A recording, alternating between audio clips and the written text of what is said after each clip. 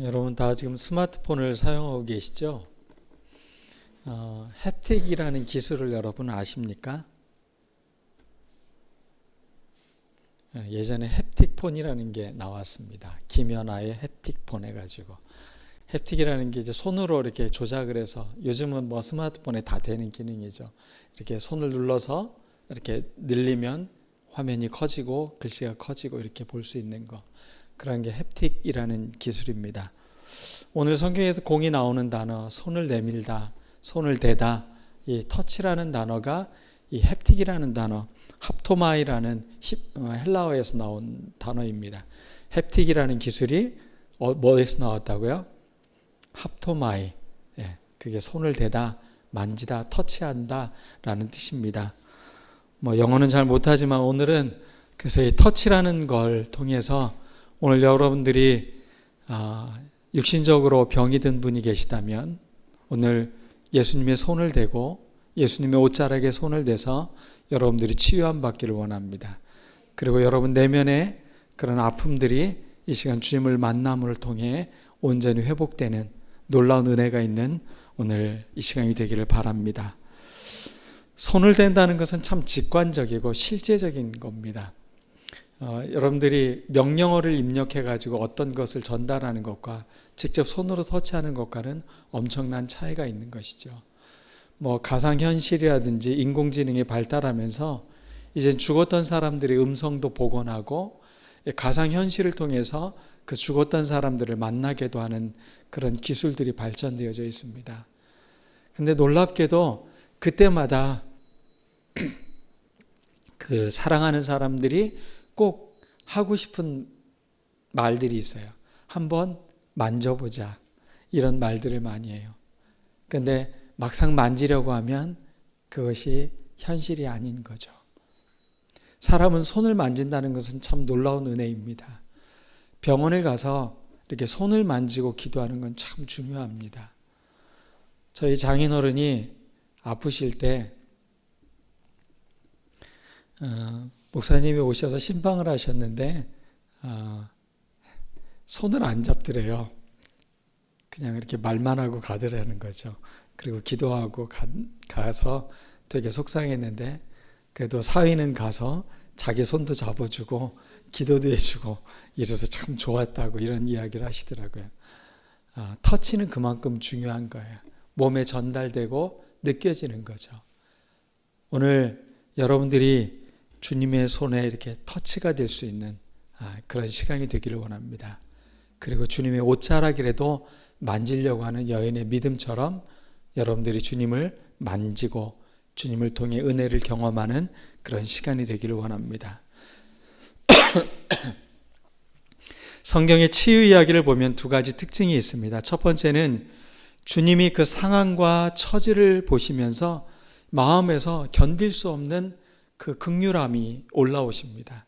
그래서 그 불쌍히 여기셔서 그들에게 가까이 가시고 그들에게 손을 대시면서 그들을 고쳐주십니다. 오늘 마태복음 8장 2절과 3절에 나오는 이 나병 환자가 바로 그런 사람입니다. 절규하면서 주님을 부르짖습니다. 나를 불쌍히 여겨달라고, 나를 치료해달라고 그가 간절히 예수님을 찾고 있습니다. 그의 모습을, 얼굴은 일그러져 있고 어떻게 보면 손가락은 손톱은 몇 개가 빠져 있는지도 모르겠죠. 그렇게 온몸에 그렇게 붕대를 감고 분명 주님께 나아갔을 것입니다. 그때 주님이 그 나병 환자의 몸을 보면서 긍휼한 마음이 들어서 그를 치유하십니다. 그냥 치유하시는 게 아니라 손을 대시면서 그를 치유하십니다. 이처럼 성경의 치유 이야기를 보면 주님이 우리를 불쌍히 여길 때 우리에게 은혜가 임한다는 겁니다. 그러므로 늘 우리의 기도는 이 기도를 하는 겁니다. 주님, 나를 불쌍히 여겨주십시오. 나를 긍휼히 여겨주십시오. 이 기도를 우리가 드리는 것이 바로 그러한 이유일 것입니다. 두 번째는 주님은 전혀 그를 불쌍히 여기는 것 같이 보이지 않는 구절이 9장 20절에서 22절까지 말씀입니다. 여기에는 가나안 여인의 이야기가 나옵니다. 아니요. 제가 말씀을 잘못. 내가 손을 대어도 나을 것 같다라는 믿음을 갖고, 두 번째는 이 여인은 자기가 손을 대기만 해도 예수님께서 분명히 나을 것 같다라는 믿음이 생기는 것입니다. 그것은 예수님의 상황과는 전혀 상관없이 자기 안에서 그러한 믿음이 솟아올라오는 겁니다. 저분의 옷자락에 내가 손만 대어도 나을 것 같다. 이게 바로 믿음입니다. 여러분에게 이런 믿음이 있습니까? 내가 주님의 손이 아니라, 그분의 몸이 아니라 옷자락에만 손을 대도 내 몸이 나을 것 같다. 12년 동안 혈루증을 앓았다는 것은 어떻게 보면 인간으로서 가장 절망적인 삶을 산 사람입니다. 12년 동안 계속 하혈을 하고 그동안 많은 의원들을 찾아갔고 많은 사람들에게 그렇게 자기의 몸에 혹사를 당했었던 사람이었습니다. 어느 누구도 믿지 못할 그런 상황에 있는 여인이었습니다. 그런데 그 여인이 주님을 향해서 놀라운 믿음이 있는 겁니다. 그분의 옷자락에 손만 대어도 내가 나을 것 같다. 아마 그 온몸에서 그 믿음이 솟구쳐 올라오는 것 같습니다. 우리가 치유되는 순간은 이렇게 두 가지가 있습니다. 주님이 우리를 긍휼히 여기시고 불쌍히 여길 때 우리가 치유됩니다. 또 하나는 우리가 믿음을 갖고 주님의 옷자락이라도 만지면 우리가 치유될 것이라고 믿는 이 믿음을 갖고 있는 것이 참 중요한 것입니다. 오늘 치유의 말씀에 공이 들어가는 이 터치라는 단어를 첫 이니셜을 따가지고 제가 5개의 영어 단어를 설명하도록 하겠습니다. 혹시 여러분들은 그 로마에 가보신 적 있습니까? 시스타나라는 그 성당 안에 가면 이 천정에 그 놀라운 천지창조의 그림이, 미켈란조의 그림이 이렇게 있죠. 그 그림 중에 늘 여러분들이 잘 아는 저 그림, 누가 아담의 손이겠습니까? 왼쪽 오른쪽? 다 아시지 않습니까? 네, 어디 쪽이죠? 네, 왼쪽이 아담의 손이고 오른쪽이 하나님의 손입니다. 왼쪽 손가락을 잘 보면 지금 힘이 없어요. 하나님의 손과 닿을 듯 말 듯 하지만 인간은 아직 뭐가 없다는 거예요? 자력적 힘이 없다는 거죠. 하나님의 터치하는 순간, 하나님의 호흡이 불어넣어지는 순간, 분명 성경에는 호흡이 불어넣어지는데 이 미켈란젤로는 그 호흡을 뭐로 표현한 거예요? 하나님의 터치로 표현한 거예요. 그래서 달락말락한 그 순간입니다. 그런데 하나님의 손은 어떻습니까? 아주 힘이 있고 가까이 가려는 의지처럼 손가락에 아주 힘을 주고 있는 모습을 볼 수가 있습니다. 하나님의 열심이라고도 말할 수 있고 하나님의 능동적 사랑이라고도 표현할 수 있을 것입니다. 오늘 성령의 손을 힘입어서 여러분의 기운 빠진 이 여름에 기운이 생동하는 여러분들이 되었으면 좋겠습니다. 주님과의 터치, 오늘 그 믿음이 여러분들을 치유할 것이며 여러분을 온전하게 하기를 간절히 원합니다. 첫 번째 터치의 T는 트러스트입니다. 신뢰입니다. 주님이 원하시면 또 내가 주님의 옷자락에 손만 대어도 나을 거라는 이 신뢰감, 주님을 향한 이 신뢰감이 우리를 구원하는 것입니다. 회복은 이 신뢰의 회복에서 관계가 새롭게 발전되어지는 것입니다. 그리고 여러분의 질병으로부터 구원받는 것도 바로 이 신뢰에서 오는 것입니다. 플라시보 효과라는 게 있죠. 내가 이걸 먹으면 나을 것이다. 그러나 실제는 그 몸에 전혀 효능이 없는 약임에도 불구하고 치료가 되는 이야기죠. 어떻게 보면 사람이 갖고 있는 신뢰의 힘, 믿음의 힘이 그런 위약 효과라는 것으로 나타나는 것이 아닌가 싶습니다. 한 고개사가 높은 절벽 사이에 줄을 매달아 놓고 그 위를 걷는 쇼를 보입니다.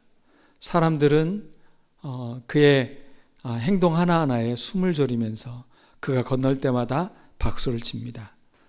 이제 고개사는 그 밧줄 위에서 외발 자전거를 놓고 그 외발 자전거를 탑니다. 사람들은 너무나 경이롭고 놀라워서 또 그가 건너는 것을 성공할 때 박수를 보냅니다. 고개사는 관중들을 향해 소리를 지릅니다.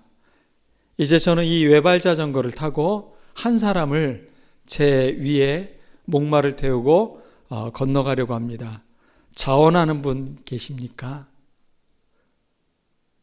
아무도 나타나지 않습니다. 그때 군중 속에서 한 어린 소년이 제가 해보겠습니다 하고서 나아갑니다. 그리고 고개사는 소년을 어깨에 태우고 다시 한번 줄을 건넜고 반대편에 무사히 도착을 했습니다. 사람들은 열광적인 박수를 보냈습니다. 나중에 누군가가 소년에게 물었습니다. 너는 어떻게 그런 용기를 낼 수 있었느냐? 무섭지는 않았느냐? 라고 물어봅니다. 그러자 소년은 웃으면서 대답합니다. 그 고개사는 제 아버지예요. 저는 아버지를 믿어요. 아버지는 저를 절대 떨어뜨리지 않을 거예요. 우리가 신뢰를 쌓는다는 것은 과거의 신뢰 경험이 있는 겁니다. 내가 지금까지 아버지와의 경험, 아버지를 보면 충분히 믿을 수 있는 분이라는 거죠. 한 번도 아버지는 실수하지 않았고 지금까지도 그랬던 것처럼 나를 업고서도, 나를 목마를 태우고서도 충분히 그렇게 할 수 있다라는 믿음인 것입니다. 이렇게 우리가 보통 신뢰를 쌓는 것은 과거의 경험을 통해서 우리가 신뢰를 쌓습니다. 은행에서도 많은 우리의 은행 거래를 통해서 저 사람이 신용도를 올리기도 하고 낮추기도 합니다. 그건 어떻게 보면 신뢰라고 말하기는 좀 어려운 것 같아요.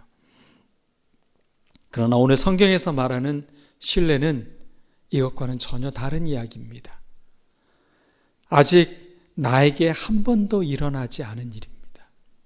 나병 환자도 이 12해 동안 혈루병으로 앓았던 여인도 한 번도 그 경험이 없는 여인이었습니다.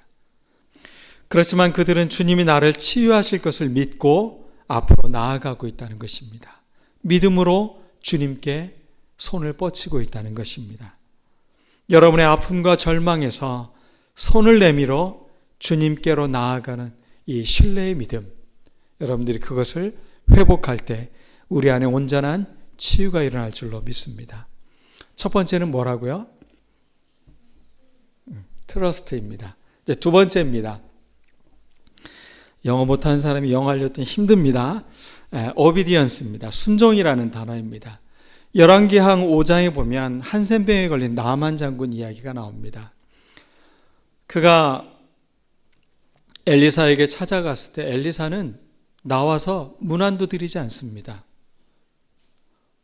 그가 아무리 장군이라고 해도 엘리사는 그냥 여종에게 요단강에 가서 7번 씻고 나면 당신 몸이 깨끗해질 거다라는 말만 남기고 그는 밖을 내다보지도 않습니다.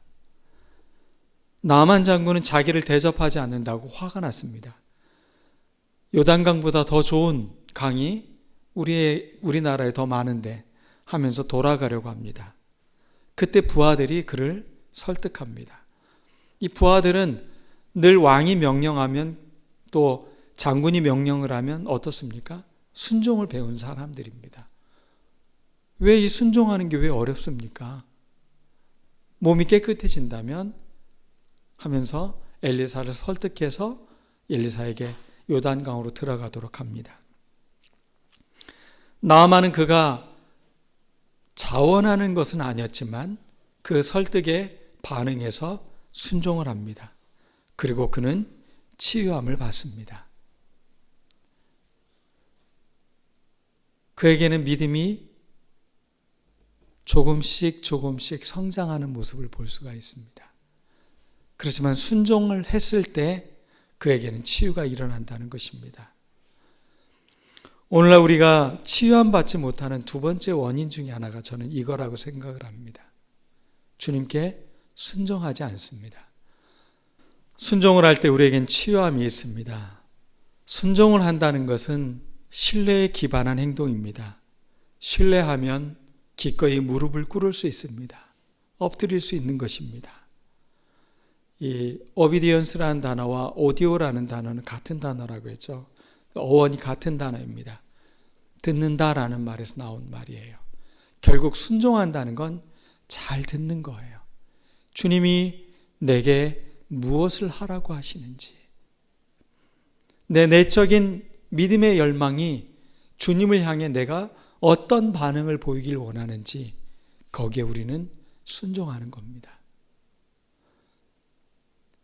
마음에는 들었는데 행동으로 좀 옮기지 않는 믿음은 그것은 죽은 믿음에 불과한 것입니다.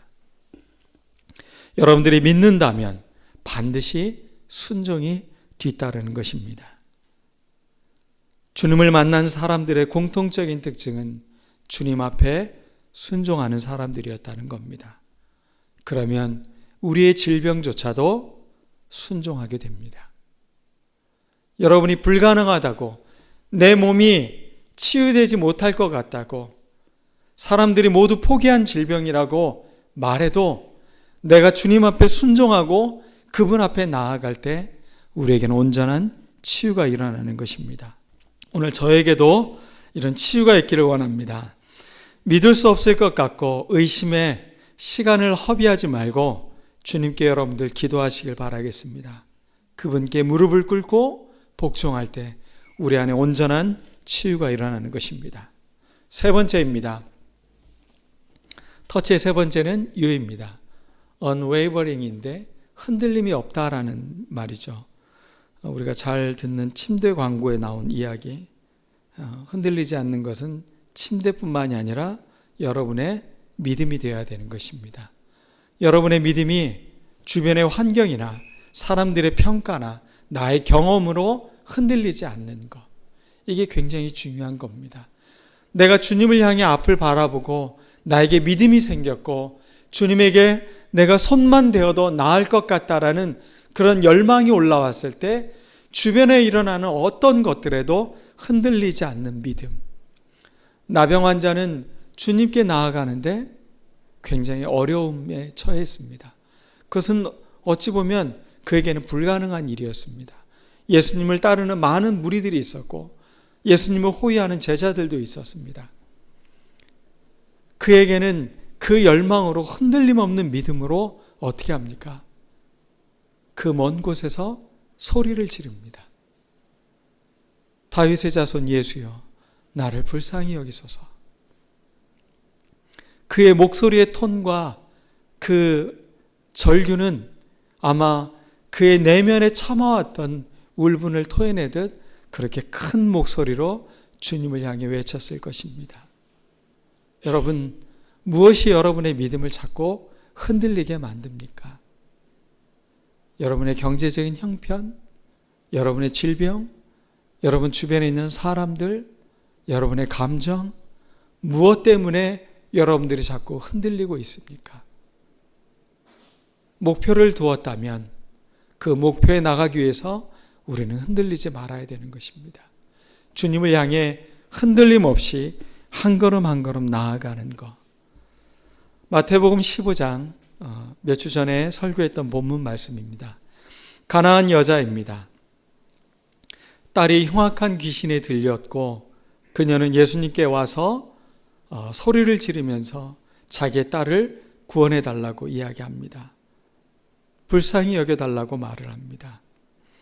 그때 주님은 나는 이스라엘 집에 잃어버린 양 외에는 다른 데로 보내심을 받지 아니했다라고 이야기합니다. 그런데 이 여인의 행동은 더 간절합니다. 예수님께 절하며 이르되 주여 저를 도우소서. 그때 주님은 자녀의 떡을 취하여 개들에게 던짐이 마땅하지 않다라고 이야기를 합니다. 여자의 믿음이 빛나는 순간입니다. 주여, 맞습니다. 개들도 제 주인의 상에서 떨어지는 부스러기를 먹나이다. 그때 주님께서 이런 말씀을 합니다. 여자여, 내 믿음이 크도다. 네 소원대로 되리라. 그때로부터 그의 딸이 나으니라. 성경의 말씀은 이렇게 흔들리지 않는 사람들, 이 여인의 믿음은 예수님이 몇 번의 테스트를 거치는데도 흔들리지 않습니다. 제자들의 방해가 있고 시끄럽다고 해도, 군중들이 그를 외면하는 눈빛을 보여도 이 여인은 포기하지 않습니다. 그는 주님께 소리를 지르고 절하며 도와달라고 외칩니다. 주님이 거절하는 메시지를 던져도 이 여인은 포기하지 않습니다. 여러분, 흔들림 없이 이렇게 포기하지 않는 믿음을 여러분들은 갖고 계십니까? 지금 내 인생에 나를 붙들고 있는 그 절망감이 여러분을 주저주저하게 만들고 있다면 지금 이것을 내려놓고 여러분들이 가까이 나아가는 여러분들이 되었으면 좋겠습니다. 큰 믿음이란 바로 흔들림 없이 포기하지 않는 믿음인 것입니다. 지금 당장 변화가 없는 것 같고 절망스럽고 믿음은 흔들리는 것 같다고, 또 때로는 그러한 나의 행동이 수치스럽기도 하고 불편하기도 하고 속상해도 흔들리지 않는 이 견고함이 우리에게 있어야 되는 것입니다. 네 번째입니다. 컴패션입니다. 불쌍히 여긴다, 긍휼히 여긴다라는 말이죠. 주님은 모든 치유의 순간에 주님의 마음에 긍휼함을 느끼십니다. 불쌍히 여기는 것이죠. 딱하고 가엾게 여기는 것. 그분의 그 긍휼함, 그것은 모든 치유의 원동력이었습니다. 우리를 불쌍히 여기시고 우리를 딱하게 여기셔서 우리에게 다가오셔서 우리를 터치해 주시는 주님. 우리는 늘 그래서 우리의 기도는 반복돼야 되는 것은 주여 우리를 불쌍히 여겨 주시옵소서. 나를 긍휼히 여겨 주시옵소서. 나를 도와주시옵소서. 우리는 이 기도를 반복하는 것입니다. 그리고 이렇게 우리의 고백이 있기 위해서는 반드시 따라야 되는 마지막 단어가 있습니다. humility, 겸손입니다. 겸손이라는 것은 자기를 비참하게 여기는 태도입니다. 자기에게 가능성이 없다는 겁니다. 자기의 현실에 대한 분명한 고백을 하고 있는 것입니다. 자기 능력, 자기 어떤 요령, 해결책 찾는 사람은 아직 겸손의 단계에 이르지 못한 사람입니다.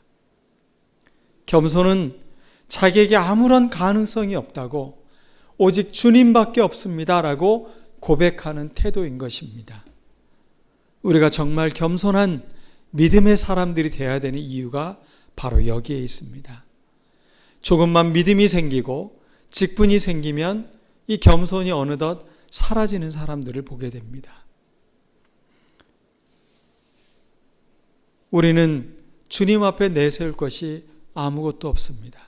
그것은 사람들 앞에서도 마찬가지인 것입니다. 우리는 섬기기 위해서 이 땅에 온 것이지 사람들에게 섬김을 받기 위해서 온 것이 아니기 때문에 그렇습니다. 신앙의 최대의 적은 바로 교만인 것입니다. 하나님 없이 자신이 얼마든지 할 수 있다는 이 오만함. 신앙의 연륜이 더해가고 어떤 신앙적 경험이 더해가면서 우리는 이 오만함에 빠지기 쉬워집니다. 이 교만함을 우리는 잘 내려놔야 됩니다. 주님, 나를 겸손하게 하여 주시옵소서. 믿음을 통해 온전히 회복과 치유가 일어나길 원합니다. 오늘 몸에 병든 분이 계십니까? 혹시 마음이 아프신 분이 계십니까? 이 시간 여러분의 아픈 곳에 손을 얹고 우리 이 시간 같이 기도하기를 원합니다. 신뢰하며 순종하며 흔들림 없이 하나님의 긍휼함에 힘입어 겸손히 나아가는 이 시간 우리의 기도 시간이 되기를 원합니다. 제가 여러분들에게 이렇게 손을 얹고 기도하라고 했는데 혹시 본인이 아니라 나의 가족 중에 누군가가 지금 간절한 치료가 필요하다면 그분을 향해 또 이렇게 손을 들고 그분을 향해 함께 여러분들 기도하는 시간 갖도록 하겠습니다. 다 같이 기도하겠습니다.